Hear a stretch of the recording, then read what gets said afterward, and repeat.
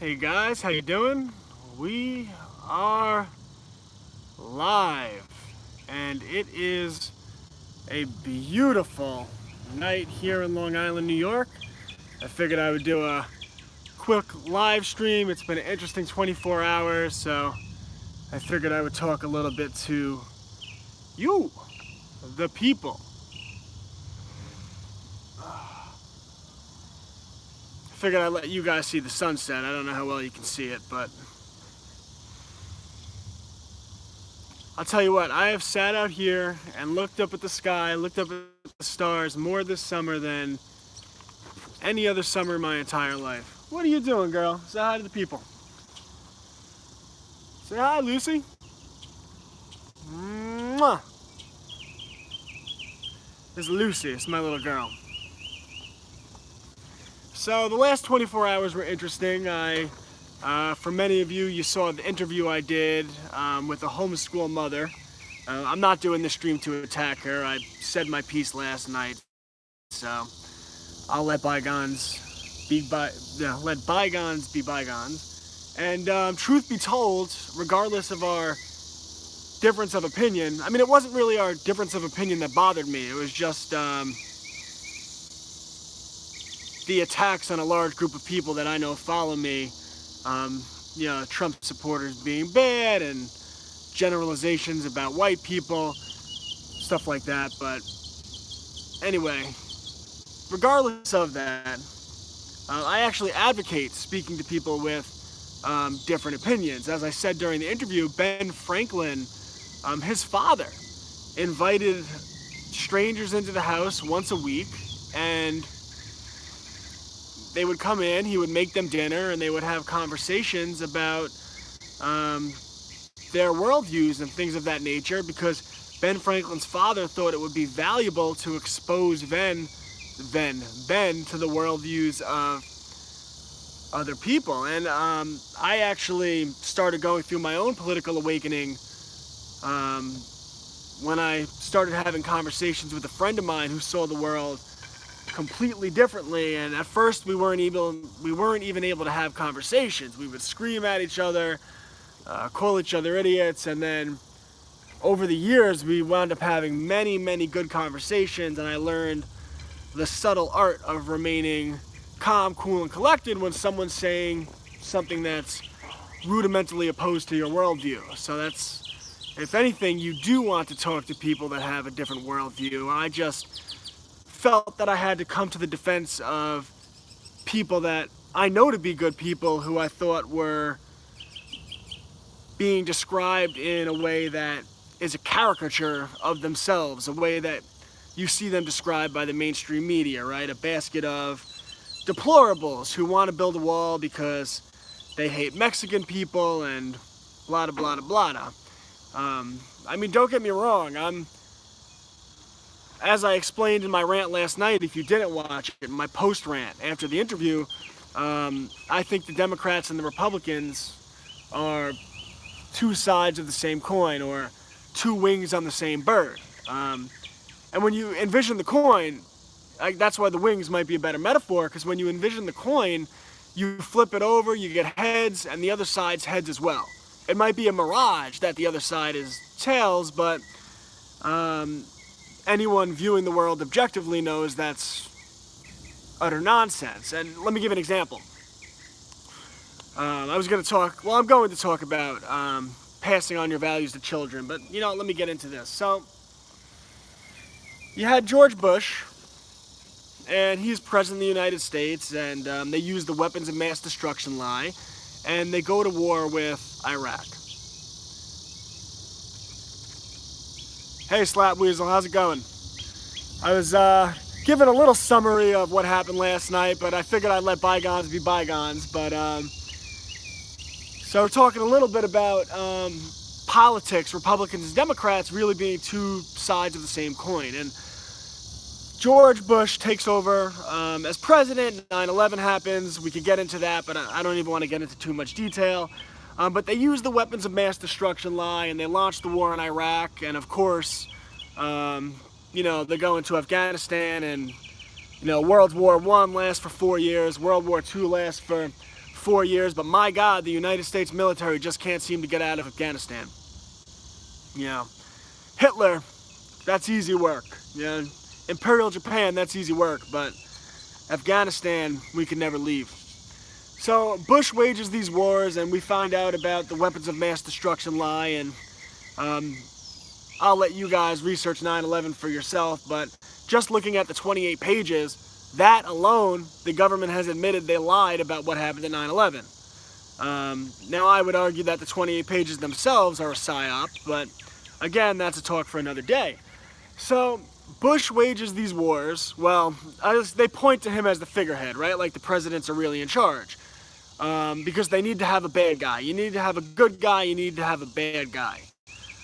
Which also makes me torn about Trump, because I voted for Trump and I like a lot of what he's doing. Like, I like what he's doing. He's been rolling up pedophile networks. The media doesn't report on it, but he's been rolling up pedophile networks since he got in. And of course, in the last month, the big arrest of Jeffrey Epstein, something I've reported on for years.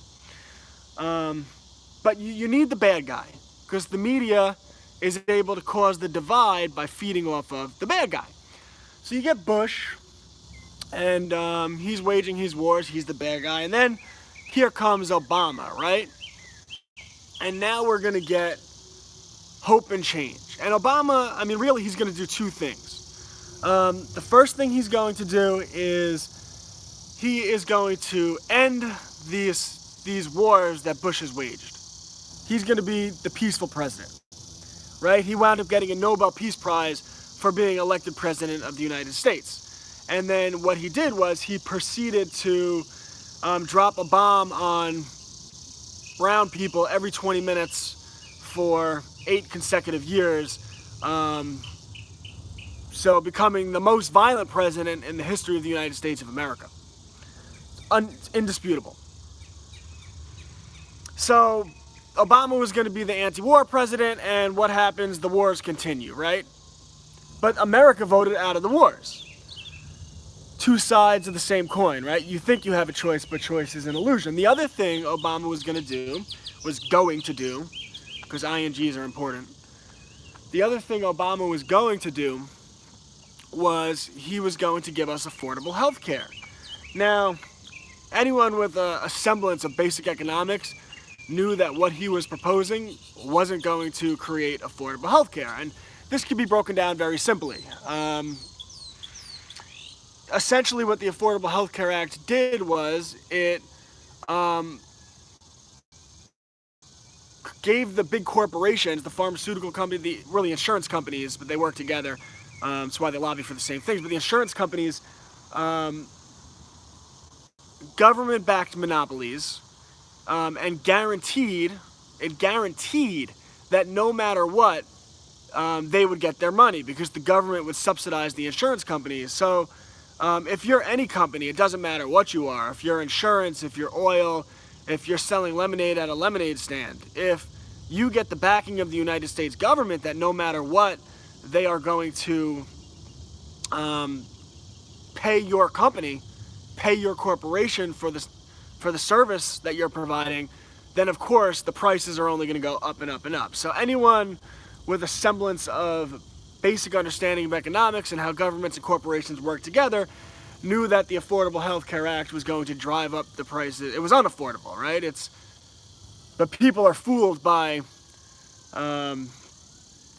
these names, right? If you don't support the group Black Lives Matter, which chants in the streets, what do we want? Dead cops, when do we want them now? Well, then you don't think Black Lives Matter. That's a ridiculous assertion. It's like the Democratic Republic of North Korea. Well, of course they're a free society. Their name is the Democratic Republic. This is the type of thinking that most people do, unfortunately, because most people go to public school. So that's the level of depth we get from people. So those were the two things Obama was going to do. And of course, he wound up waging war for 8 years. He expanded wars. They supported the Arab Spring, the overthrow of Mubarak in Egypt, the overthrow, the murder of Gaddafi in Libya, the escalation into Syria, support of the Saudi Arabia in their terrible genocide of what they're doing to the people of Yemen. So Obama was, you know, a warmongering psychopath just like Bush, you know, but they put a bow tie on him, gave him a Nobel Peace Prize. Look away, America, look away. So Bush is what he is. Then Obama comes along and he's the polar opposite of Bush, but he does exactly, you know, what Bush did. So then Trump comes along, and again, you know, Trump really, he ran on a couple of pillars. He ran on first, getting us out of these senseless wars. You know, I am pleased that he hasn't expanded the wars yet, but he bombed Syria after a blatant false flag, right? I mean, imagine you were Bashar al-Assad, right? Imagine you were the president of, or the dictator, right? The words, right? Oh, he's just a president, ha ha ha. Well, presidents are dictators too. People just, it's like voting for the Republicans and Democrats is like, I mean, don't get me wrong, one part is clearly worse than the other, but it's, the other one is just control. One is a cut to your main artery, and the other is death by 1,000 cuts. So imagine you are Bashar al-Assad, and you have the United States of America, the Marines, kicking down your door, in your country, funding ISIS, which I'm sure Assad was aware of. If you don't believe me, look up the hot mic that caught John Kerry admit that they were funding ISIS. I bet that wasn't reported on CNN and Fox News. So, by the way, don't watch that stuff. It's mine. In fact, I think thinking about politics too much is low consciousness. That what we need to do is build at the local community level, which is why I advocate for homeschooling, which is why I advocate for people to grow their own gardens, to move out into the country, to get land, to avoid mortgages, to, if they can do it without taking on debt, to buy cheap properties and rent them out, because it creates passive income and it creates freedom for them. And then go to church, get to know your local community, pray to God, and that's how you change the world. You get stuck in this trying to figure out this endless loop of politics. It's Lucy, what? Oh, Lucy, that's fire. Get over here, girl. Are you crazy? Are you crazy? Mwah. I love you too much for fire. Crazy dog. Where was I?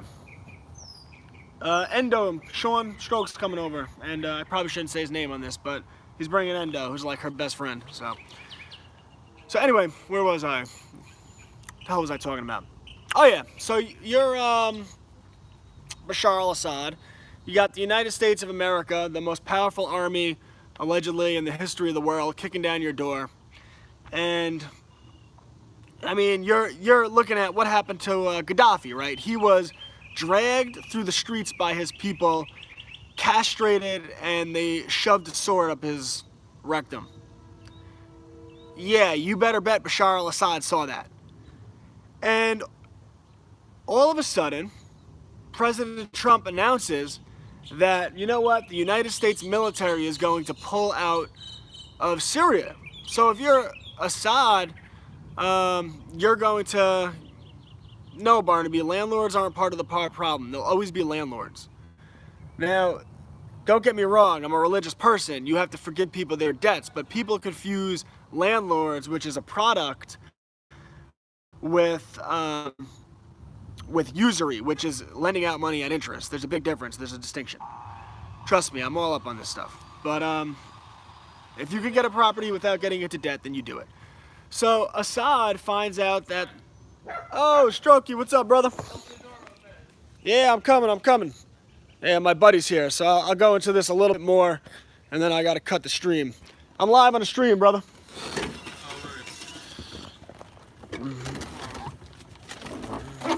What's up, Endo? Endo. I don't know his name. Yeah, make sure that gate is shut because Lucy is mischievous. Yeah, just push this. I gotta fix it. Push the. You're free. Cool. Just get the back of the shit. I got it. Yeah, just push the chair against the gate. I gotta fix the gate. Yeah. So, where was I? Yeah, so Assad, you know, he gets the news of a lifetime, right? I mean, the United States of America isn't going to overthrow him, which means he's not going to get castrated and have a sword stuck up his butt. So, imagine landlords live off the hard work of others. Well, what scenario do you propose that there wouldn't be landlords? Because you have to pay the taxes to the government, and you have to pay the mortgage to the bank. So there's always going to be landlords. It's just the type of landlord that you are. Yeah, don't be a slumlord. Don't be a scumbag. All your landlord is you're offering a product. You're offering, I have a property, and if you'd like, you could rent it out from me. You're not forcing anyone to rent it out from you, and you're not putting them in a bad situation. So anyway, we could agree to disagree on that then. But did you get mocha? Yeah. But so yeah, Assad finds out that, you know, they're gonna leave, and he's not gonna get a bayonet in his ass. And what's his reaction? To mindlessly use chemical weapons with no military objective on a bunch of women and children, and make sure that there's news cameras there to catch it, so that Donald Trump could launch 50 missiles into his country, and the United States military doesn't leave. I mean, who believes that story? It's comical if you think for yourself. So, you know, Trump said he would get us out of these wars, but the wars are still going on. And, you know, and now they're doing this escalation with Iran. You know, I would still vote for Trump today because I like what he's doing with the pedos. But if he goes to war with Iran, nah, I'm not voting for him. Just give me a break. But, so we'll see. He could earn my vote. But yeah, I mean, so presidents are figureheads, and we have this illusion of choice. It's two sides of the same coin. What are the other things Trump ran on? He would build a wall. I mean, he had the Republicans, he had the House and the Senate, didn't build the wall. There's tons of things he can do. I mean, if he just went, you know, we're going to build a wall and Mexico's going to pay for it. I mean, if he just went to Mexico and dead seriously said to them, we will tariff the shit out of everything you bring into the United States, and all the money that gets sent back to Mexico unless the wall goes up, they would build the wall. So, you know, elections they're an illusion, but, you know, most people aren't at that level of consciousness. I forgot where I started that with, but anyway, that's an important message, so you should know that. So the way we build is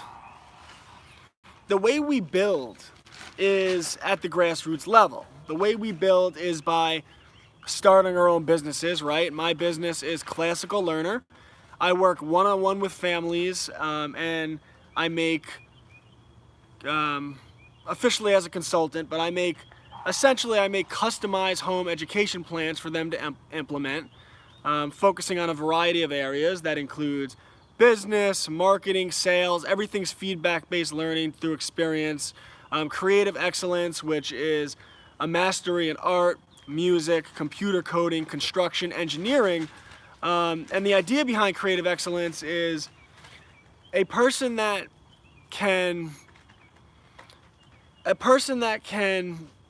bring anything they think of into physical reality is a person who unlocks the infinite potential.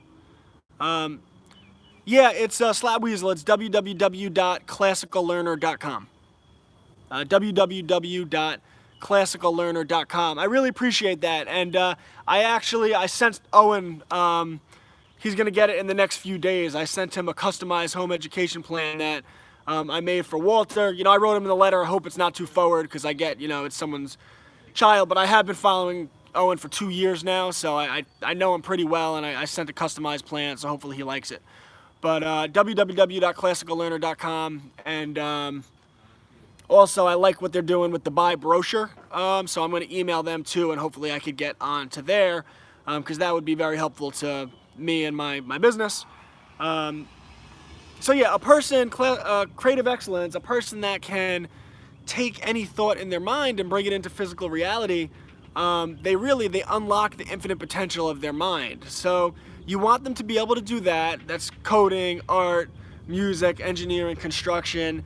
You want them to have not just knowledge of business, experience with marketing, experience with sales, experience with social media, because then whatever it is that they create, they have at least the semblance of an idea and experience and how to bring that to market and how to sell it and market, all the stuff that goes along with business. And then of course, an important part, and that's where I'll end this because my buddy's here and it's probably rude that I'm doing a live stream. That's all good. I'm entertained.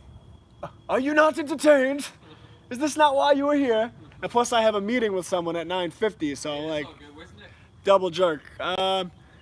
She was out here, she got bit by a bunch of mosquitoes and said she was going inside, so I don't know. So, alright, I'll catch you later, Barnaby. So, anyway, so, where was I going with that?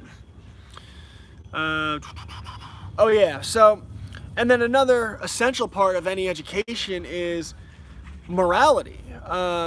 Now, someone might not be religious, they can say ethics, that's fine. But what's important is passing down your values to your children. I had my short little beef with, the woman I did an interview with yesterday. But in many ways, I respect her because I know that what she was saying, she believed to be true.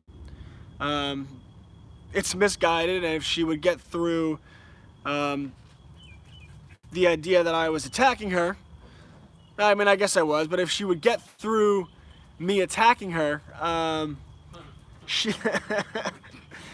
so she would have seen that a lot of the foundations of her worldview are misguided.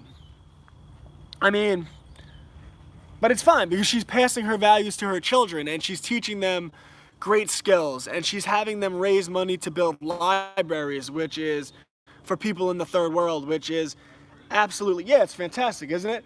And she is going around and bashing white people in front of her children and letting the world know how bad white people are, and those are her values, and she's passing those on to her children. So, those might not be your values, but the point is that you want to pass down your values to your children. Now, me personally, what I'll be doing with my child throughout his childhood is once a week I pick one verse from the Bible and we'll go over that verse just once a week his entire life, and we'll just talk about the theological and philosophical meaning behind it and how it relates to the value system that I want him to adopt. And along with that, because I'll do that from a young age, I also want him to be well-rounded and worlded. So as he begins to get older, I want the foundations to be in Christianity because that's what I believe in. But as he gets older, I'll start to introduce him to the other religions of the world. I myself, I've read the Quran. You should read these books.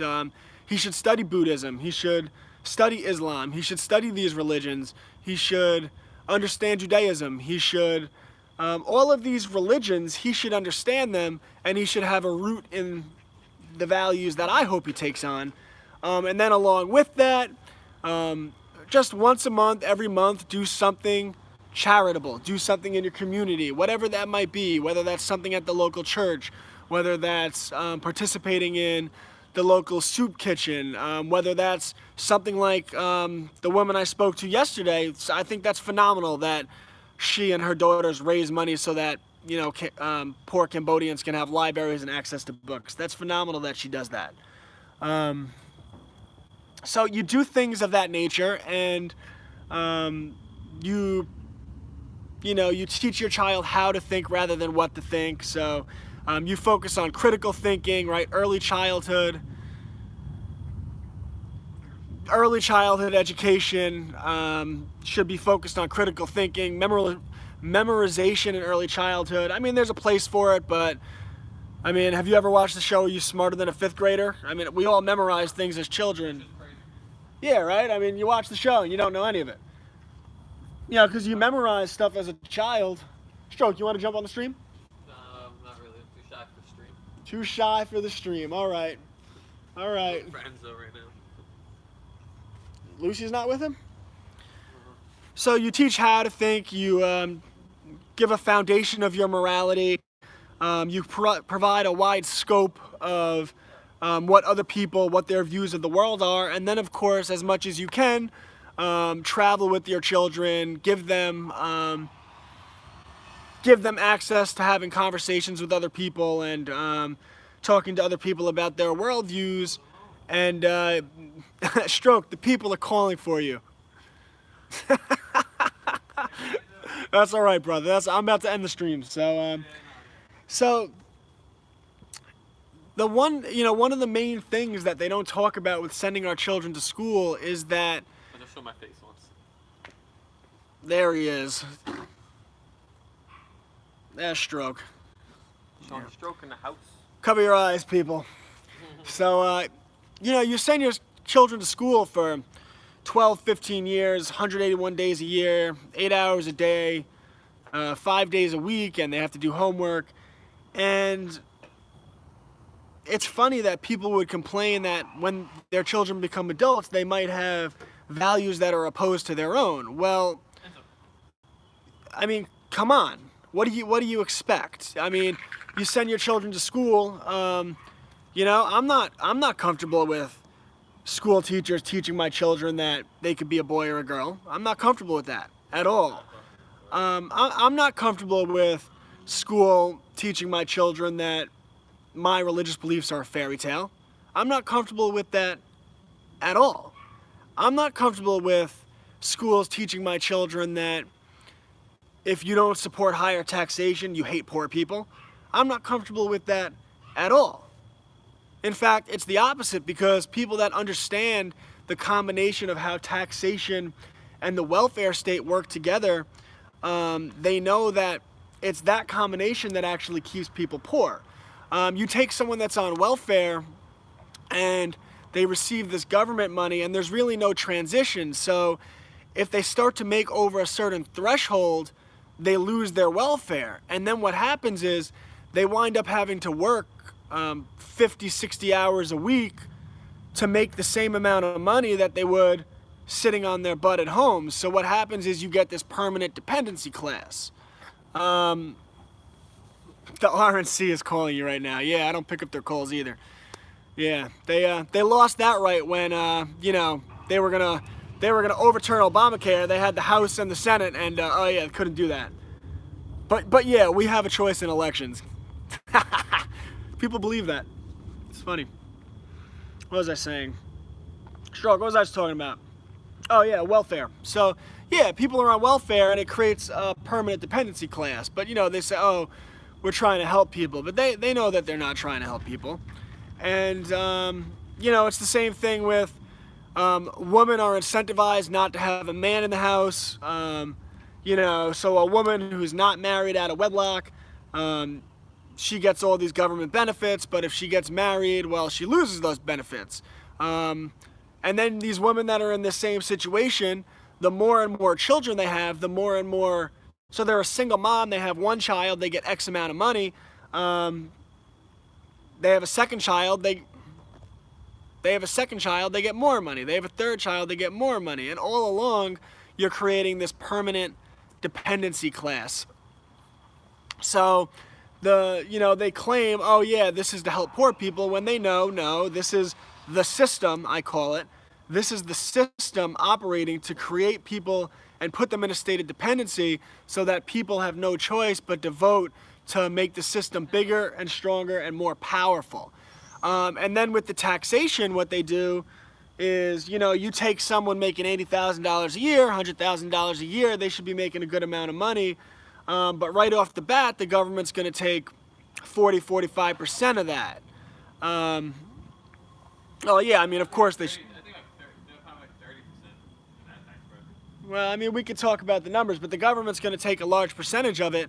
And then you get things like Obamacare, which is just another tax, and you're taking $1,500, $2,000 a month from people's salary. It's devastating. So what happens is people in the middle class, even if they're making what seems like a lot of money, are, especially with mortgages, are still forced to live paycheck to paycheck. Bankers own America, period. I missed the rest of that because it's on my phone. But yeah, the bankers definitely are a large part of what I would call the deep state. In fact, what most people think the deep state is, I'll give you an example about this in a second.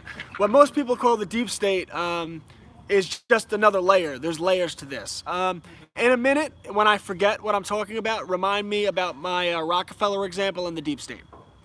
So, yeah, so you have these people with Obamacare and the taxation, and not only do you get paid these federal taxes, but the state taxes, and then you go to buy a slice of pizza, and you get taxed again, and you die, and you get taxed again. And so, yeah, it looks like people have money, but people live paycheck to paycheck.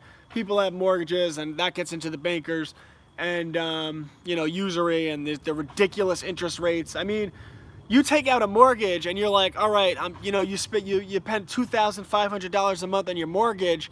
It will shock you the first time you realize that $2,000 go to interest and $500 go to paying off the mortgage. And you realize why everyone is angry, why people commit suicide, why people, which if you do, you're a coward, by the way, but why people do these things and they're in such a bad situation. And if people had money, what they would do is, because people want to do better, they want to better their situation, they would invest that money in investments that are good for them. They would invest that money in real estate. They would invest that money in starting businesses. But instead, you know, the combination of that tax system and the welfare, they screw the middle class and they screw the poorest people in the country. So it's very unfortunate.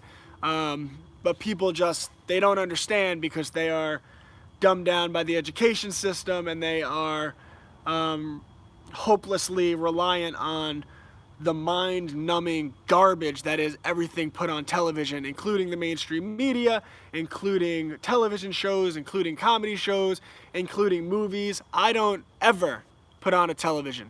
I don't ever. The only time I put on a television is to watch the Patriots play. And that's because that's something I've done since I was a little boy, and I bond with my family. Well, the Yankees are playing Boston right now. We should have the game on. I haven't watched one Yankee game this entire season, Stroke. That's crazy. Ain't that crazy? I don't watch TV anymore.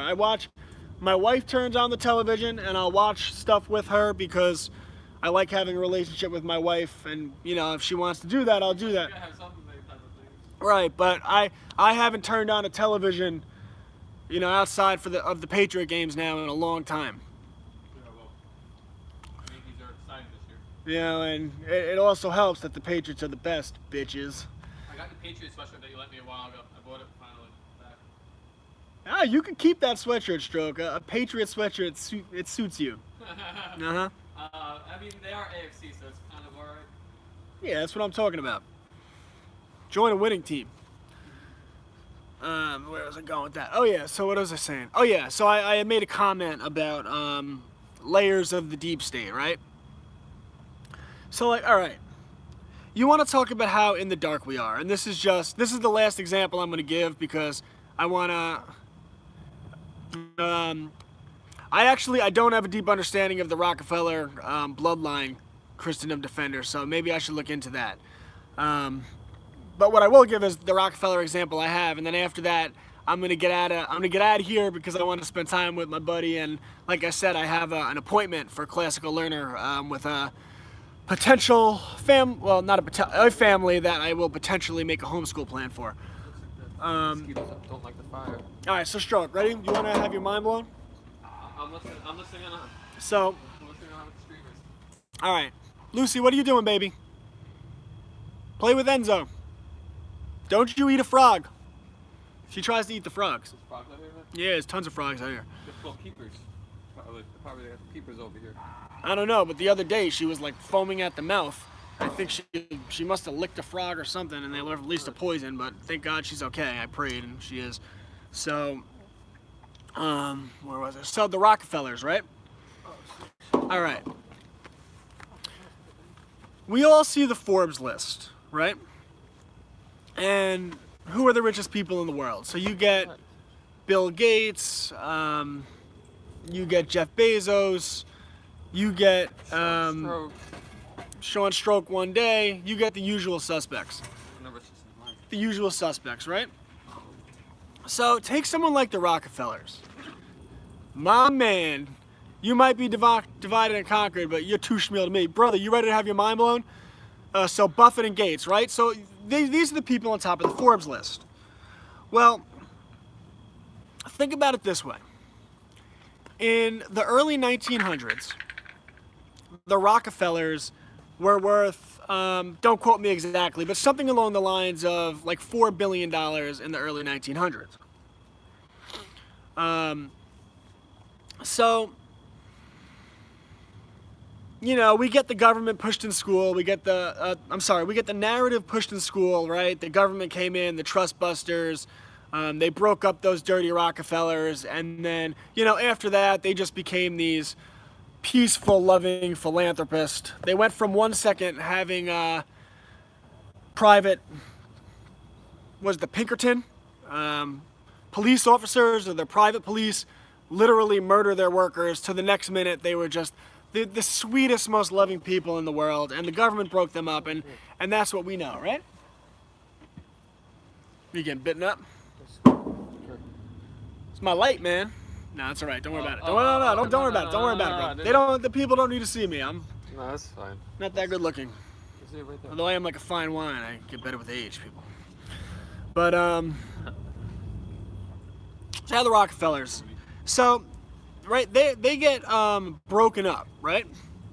Well, when they got broken up, all these companies get created. So like ExxonMobil and BP and all of the gas companies we know today, they come into. Now the Rockefellers didn't have no say in these companies.